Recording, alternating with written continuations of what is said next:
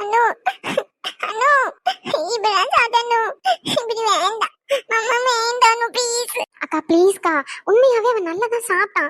இப்ப மறுபடியும் இந்த முட்டை ஃப்ரையை கொடுக்கணும்னா எப்படி? அவன் வயிற்றுல கொஞ்சம் இடம் வேணும்ல. குழந்தை பாருங்க எப்படி அழுகுறான்னு சொல்லி.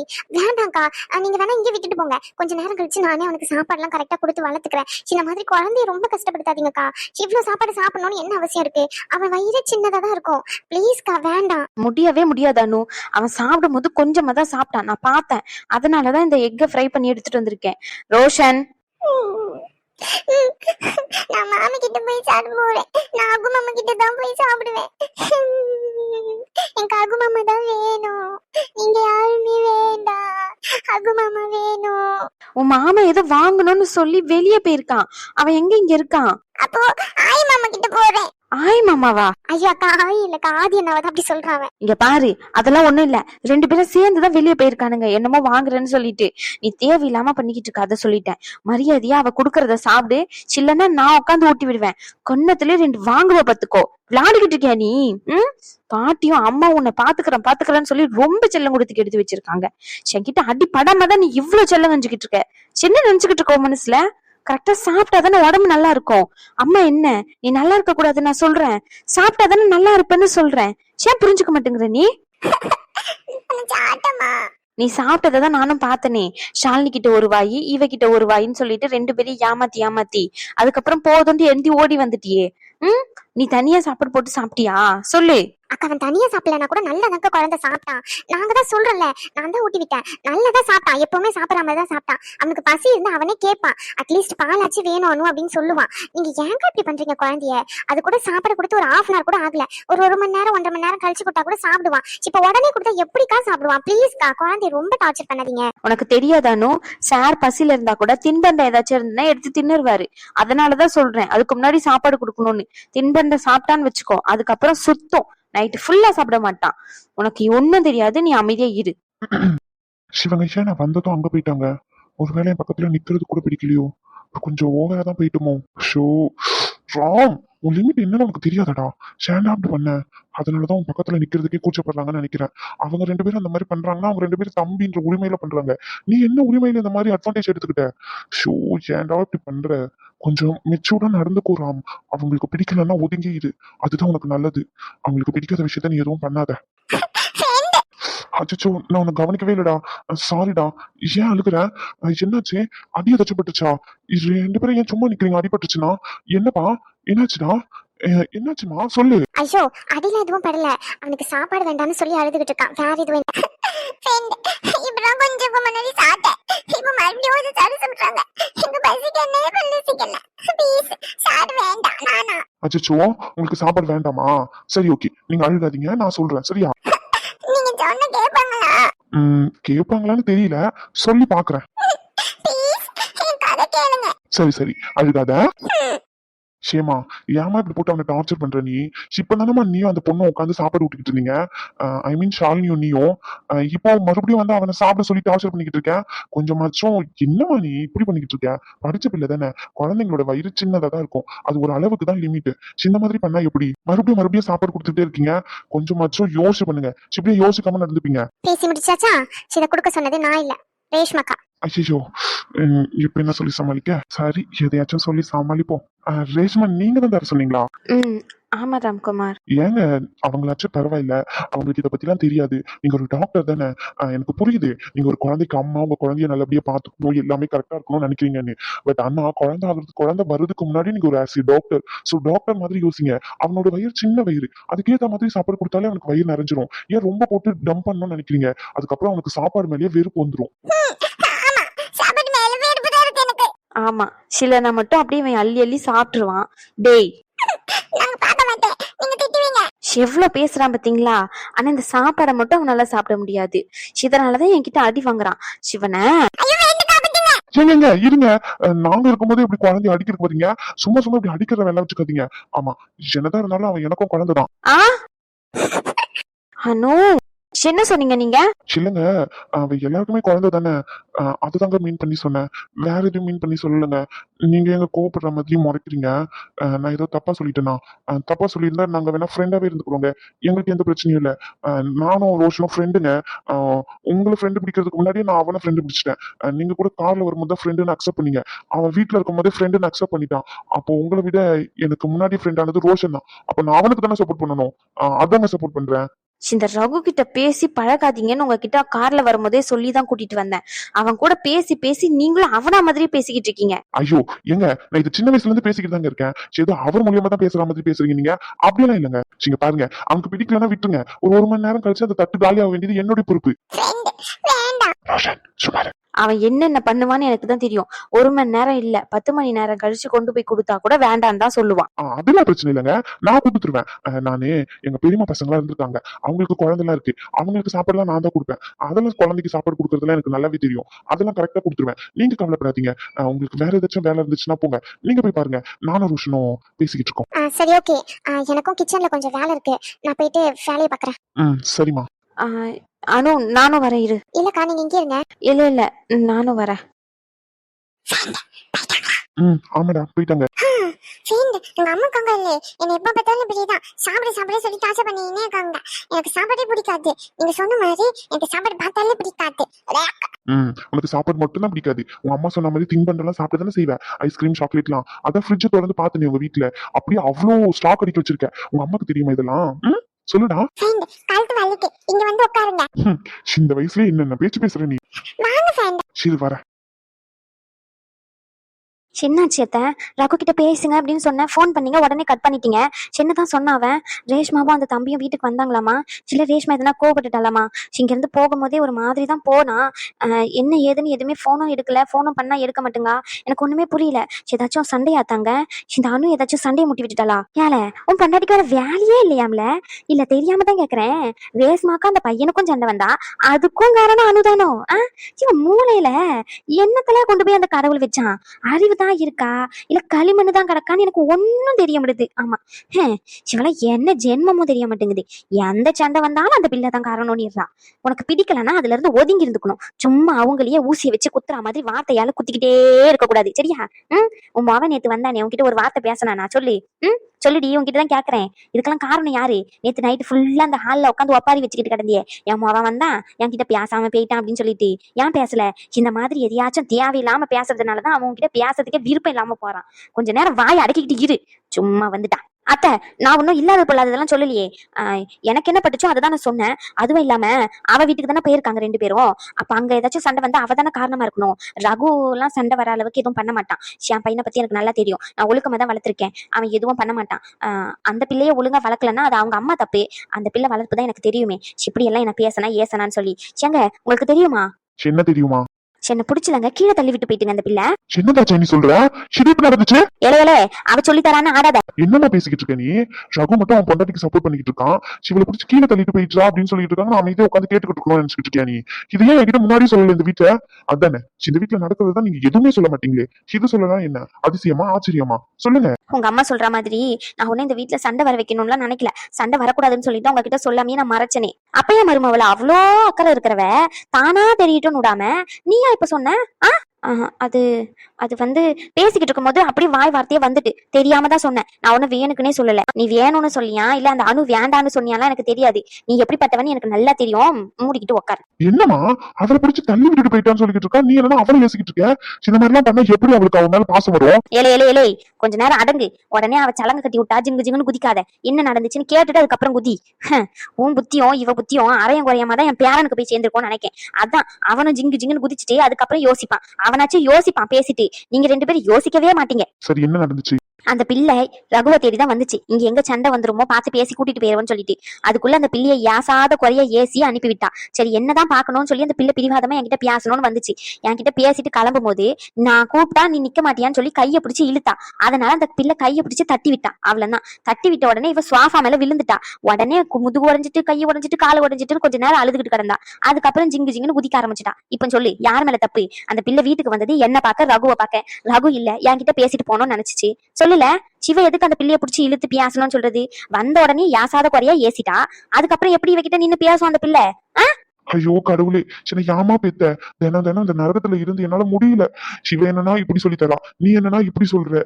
நீ போய் சொல்ல மாட்டேன், நான் ஒத்துக்கிறேன். ஆனா இவ சொல்லி கொடுக்க எனக்கு ஐயோ எனக்கு என்ன பண்றதுன்னே தெரியல. வீட்டுக்கு வர்றதுக்கே பிடிக்க மாட்டேங்குதுமா வர வர. சரி சரி விடுங்க விடுங்க, நீங்க 2 பேரும் சண்டை ஆரம்பிக்காதீங்க. ஆமா ஆமா, இந்த பிரச்சனையை அப்படியே விட்டுருவோம். ஆமா ஆமா, உன் சைடு கத்தி திரும்பும் போது அப்படியே அந்த பிரச்சனையை விட்டுறணும். அத்தை இப்ப அதுவா விஷயம், ரேஷ்மா பத்தி கேட்டுக்கிட்டு இருந்தேன். அதை சொல்லுங்க. தேவையில்லாம எது பேசினாலும் அணுவை கொண்டு வந்து நடுவுல நுழைக்கிறது, அணுவை வச்சு எனக்கு கெட்டவெல்லாம் ப்ரொஜெக்ட் பண்ண வேண்டியது அப்படிதானே? என்னது ப்ராஜெக்ட் பண்றேனா? நான் ஏன் இப்படி ப்ராஜெக்ட் பண்றேன்? ப்ராஜெக்ட் தான் காலேஜ் படிக்கிறவங்க தானே பண்ணுவாங்க. ஐயோ அத்தை, நான் ப்ரொஜெக்ட் பண்றதுன்னா என்ன அந்த இடத்துல வச்சு குத்தி கட்டுறது, என்ன அப்படியே ஒரு மாதிரி டார்கெட் பண்ணி சொல்றது, அப்படி சொன்னேன். ப்ராஜெக்ட் சொல்லல. உங்களுக்கு புரியாது. நீங்க முதல்ல இவங்களை பத்தி சொல்லுங்க. உனக்கே முதல்ல தெரியாது, நீயே அறவரையா தான் படிச்சுட்டு என்கிட்ட புளிவிக்கிட்டு கிடக்கா. இதை நீ எனக்கு சொல்லி தரியோ? சும்மா 2 பேரும் சமாளிக்க முடியல. முதல்ல என்ன நடந்துச்சுன்னு சொல்லுமா. ரகு ஏன் போனை கட் பண்ணிட்டான் உடனே? ஏதாச்சும் பிரச்சனையா இவ சொல்ற மாதிரி? அவ சொல்ற மாதிரி எந்த பிரச்சனையும் இல்ல. அங்க நல்லபடியா விருந்தெல்லாம் முடிஞ்சு சந்தோஷமா இருக்காங்களாம். பொய் சொல்லாதீங்க. உடனே விருந்து முடிஞ்சுச்சுன்னா அப்ப கிளம்பி வந்திருக்கணும்ல, சந்தோஷமா முடிஞ்சிருந்தா. ஏதோ பிரச்சனை, அதனாலதான் ரேஷ்மா அங்கேயே இருந்திருக்கா. சிவ புத்தி எல்லாம் என்ன பண்ணனே தெரியல. செருப்பை கொண்டு அடிக்கத்தான் செய்யணும்னு நினைக்கிறேன். அவ கிடக்காமா, அவ எப்பவுமே இப்படிதான். என்னாச்சு இருட்டுட்டு இவ்வளவு நேரம் பிள்ளை வரல வீட்டுக்கு? போன உடனே கொஞ்ச நேரம் இருந்து பேசிக்கிட்டு இருந்திருக்காங்க. ரொம்ப நேரமா உட்காந்து பேசிக்கிட்டே இருந்ததுல சாப்பாடு விஷயத்த மறந்துட்டாங்களாம். இப்பதான் ஒரு 2 மணி நேரத்துக்கு முன்னாடி சாப்பிட்டுருக்காங்க. சாப்பிட்டுட்டு இந்த கூல் ட்ரிங்க்ஸ் வாங்குறதுக்காண்டி வெளியே வந்திருக்கேன் பாட்டி, நான் போயிட்டு அதுக்கப்புறமா ரேஷ்மாவை அனுப்பி விடுறேன்னு சொல்லியிருக்கான். இவன் வெளியே இருக்கிறதுனால வீட்டுல போயிட்டு பேசுறேன்னு சொன்னான். அதுக்குள்ள என்ன ஏது என்ன 1008 நொட்டை நொல்லனிக்கிட்டு இவ இருக்கா பாரு. சண்டையே இல்லைன்னா கூட வந்த சண்டைய அப்படியே குமைச்சு குமைச்சு பெருசாக்கிடுவா. நான் ஒன்னும் அப்படிலாம் இல்லை. ஆமா ஆமா சொன்னாங்க. சரியான கேடி பையில தான் இருக்க நீ. ஆளப்பாரு, உங்க அம்மா இருக்கிற வரைக்கும் இவ்வளவு நேரம் அழுகுற மாதிரி நடிச்சுக்கிட்டு இருந்திருக்க அப்படிதானே? அவங்க அந்த சைடு போன உடனே எப்படி சிரிச்சுக்கிட்டு இருக்க நீ? யார்கிட்ட இருந்து கத்துக்கிட்டு இந்த கேடித்தனத்தெல்லாம் சொல்லுடா குட்டி பையா. சரியான சேட்டக்காரனா தான் இருக்கேன். உங்க அம்மாவை ரொம்ப டார்ச்சர் பண்ணுவியோ? உங்க அம்மா பாவம் தானே. உங்க அம்மா சொல்றபடி எல்லாம் கேட்கணும் சரியா? உங்க அம்மா ரொம்ப பாவம். ஹாஸ்பிட்டல்லயே அவ்வளவு வேலை செய்வாங்க. இங்க வீட்டுக்கு வந்து உன்னை சமாளிக்க முடியாதுல்ல. நீ தானே அவங்களுக்கு செல்ல போல இருந்து அம்மாக்கு என்னென்னலாம் தேவையோ அதெல்லாம் பண்ணணும். நீ எப்படி சேட்டை பண்ணா எப்படி அம்மா எப்படி உன்னை சமாளிப்பாங்க சொல்லு? நான் சேட்டை பண்ண மாட்டேன். நானே குட் பை தான். அம்மா இப்படி என்னைக்காச்சும் இப்படி வந்து சாப்பிட சொல்லி டார்ச்சர் பண்ணுவாங்க. அப்ப மட்டும் தான் சேட்டை பண்ணுவேன். நான் பாட்டிக்கிட்ட குட் பை சாப்பிடுவேன். அது பிரச்சனை இல்ல. நான் சொன்னேன்னா எங்க அம்மா கிட்ட சொல்லி என்ன அடிக்க கூடாதுன்னு இப்படி சொல்லி சொன்னல. நீங்க தானே எங்க அம்மா ஃப்ரெண்டு சொன்னீங்க. எங்க அம்மா கிட்ட பேசுனீங்களா? எங்க அம்மா சொன்னாங்களா அடிக்க மாட்டேன்னு யோசனை அப்படி சொல்லுங்க ஃப்ரெண்ட். உங்ககிட்ட தான் கேட்கறேன். எங்கடா உங்க அம்மா எனக்கே ஓகே சொல்ல மாட்டேங்கிறா. இதுல உனக்கு எங்க இருந்து நான் ஓகே வாங்க? அது வந்து என்னன்னா என்ன சொல்ல, இது வந்து சரி ஓகே. உங்க அம்மா வந்தோடனே பேச வேண்டியது என்னோட பொறுப்பு. ஓகேவா? Thanks friend. எங்க அம்மா கிட்ட சொல்லுங்க குட்டி பாப்பாவை அடிக்க கூடாது, குட்டி பாப்பா கூட விளையாடணும் அப்படின்னு சொல்லுங்க சரியா? அப்ப நீயா சொல்றியா இந்த ஃப்ரெண்ட உங்களுக்கு பிடிக்குமா? இந்த ஃப்ரெண்ட நம்ம கூடவே வச்சுக்கலாமான்னு? நீங்க எங்க கூடயே இருக்கணும். நாங்க எங்க அம்மா அக்கு மாமா எல்லாமே கூட தான் இருக்கிறோம். அப்ப எங்க அம்மா கூட நீங்க இருக்கணும். இல்லடா, நான் உனக்கு எப்படி ஹெல்ப் பண்றேன் அதே மாதிரி நீ எனக்கு ஹெல்ப் பண்ணணும்ல. அதான் நான் உனக்கு ஹெல்ப் பண்றேன், நீ எனக்கு ஹெல்ப் பண்ணு சரியா? உங்க அம்மா கிட்ட நீ எப்படி பேச முடியாதோ அதே மாதிரி நானும் உங்க அம்மா கிட்ட பேச முடியாது. உனக்காண்டி நான் பேசுறேன், எனக்காண்டி நீ பேசு. ஓகேவா? ஆனா எங்க அம்மா நம்ம 2 பேரும் பேசுறத ஆல்ரெடி கேட்டுதான் இருக்காங்க. என்னடா சொல்ற? ஆமா, எங்க அம்மா பின்னாடியே இருக்காங்க. பின்னாடி அங்க இருக்காங்க பாருங்க. எங்க அம்மா நம்ம பேசும்போதே வந்துட்டாங்க. நீங்க பேசி முடிக்கணும்னு சொல்லிடலாம். நான் நேரம் வெயிட் பண்ணேன். எங்க அம்மா கிட்ட நீங்களே சொல்லுங்க, நீங்க எங்க கூட தான் இருக்க போறேன்னு சொல்றீங்கல்ல, அப்படியே எங்க அம்மா கிட்ட சொல்லுங்க. அம்மா இந்த ஃப்ரெண்டும் நம்ம கூட இருக்க போறாங்களாம் அப்படின்னு நீங்க உங்ககிட்ட சொன்னாங்க. ரோஷன், உங்க ஃப்ரெண்டு கிட்ட நான் பேச வேண்டிய விஷயம் கொஞ்சம் நிறைய இருக்கு. நீ போயிட்டு அனு கிட்ட எனக்கு கொஞ்சம் தண்ணி வாங்கிட்டு வரியா? தண்ணியா? நீ போவாதடா ப்ளீஸ்டா. இவங்க போறேன்னு சொல்றாங்க. அம்மா சொல்றத கேப்பியா மாட்டியா? அம்மா உனக்கு சாக்லேட்லாம் வாங்கி நிறைய வச்சிருக்கேன், வேணும்னா போ, இல்லைன்னா இங்கே உட்காந்துட்டு இரு. நான் நிறைய சாக்லேட் அப்புறமா வாங்கி தரேன்டா. இல்ல எங்க அம்மா இப்ப வாங்கி வச்சிருக்காங்களாம். எங்க அப்பா அம்மா வாங்கிட்டாங்க. அப்பா உங்க பேச்சு கேட்க இப்போ எங்க அம்மா பேச்சு கேட்டு அந்த சாக்லேட் வாங்கி சாப்பிட்டுக்கேன். எங்க அம்மா கிட்ட பேசிருங்க. நான் போய் தண்ணி எடுத்து வரேன். பாய். அவ்யோ. அட பாவி, தனியா கோத்து விட்டு போயிட்டியடா. சாமே சமாளிச்சுக்கோடா. எனக்கும் வேலை இருக்குங்க.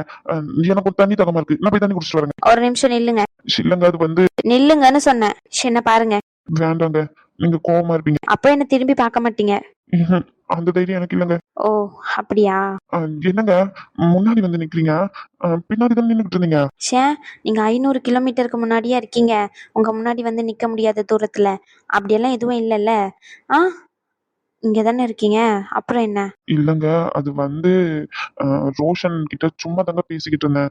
அவன் உங்ககிட்ட கொஞ்சம் சில விஷயத்தெல்லாம் ரெக்கமெண்ட் பண்ண சொல்லி என்கிட்ட கேட்டுக்கிட்டு இருந்தானா, அதாங்க உங்ககிட்ட ரெக்கமெண்ட் பண்றதுக்காண்டி நான் நடுவுல தூதா வரலான்னு சொல்லி பேசிக்கிட்டு இருந்தோம்.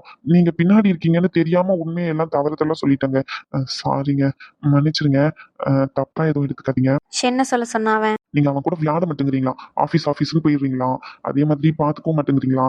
நெறைய சொன்னா, அத பத்தி பேசிக்கிட்டு இருந்தோமா, சும்மா ஒரு ஃப்ளோல என் மனசுல இருந்தது அப்படியே தெரியாம நீங்க இருக்கீங்கன்னு உண்மைய சொல்லிட்டேங்க. ம். தப்புதான். தப்புதான். குழந்தைகிட்ட இந்த மாதிரி பேசுறது தப்புதான். சும்மா ஃபன்னா பேசுனேங்க. சீரியஸ் எல்லாம் எதுவும் இல்ல. இனிமே இப்படி நடக்காது. இப்படி நடக்காம நான் பாத்துக்கிறேன். மன்னிச்சிருங்க. சாரிங்க. தெரியாம ஏதோ விளையாட்டுத்தனமா பண்ணிட்டேன். இனிமே இந்த மாதிரி பண்ண மாட்டேங்க. அதுக்காண்டி என்ன கோவமாலாம் பார்க்காதீங்க. பயமா வருதுங்க. ரொம்ப ரொம்ப சாரிங்க. ஷாரு, நீங்க எனக்கு பயப்படுறீங்க. இதை நான் நம்பணும், அப்படிதானே? ம். உங்ககிட்ட தாங்க கேக்குறேன். ரொம்ப பயப்படுற மாதிரி இருக்கேன் மூஞ்ச பார்த்தா. ஏங்க ஏங்க ஏங்க இப்படி நடிக்கிறீங்க? எப்படி எப்படி எப்படி? ஆ, எங்க கூடயே இருக்கணும் ரெக்கமெண்ட் பண்ண சொல்லி. இவர் பெரிய இவரு ரெக்கமெண்ட் பண்ண சொல்லி குட்டி வாண்ட அனுப்புறாரு போல.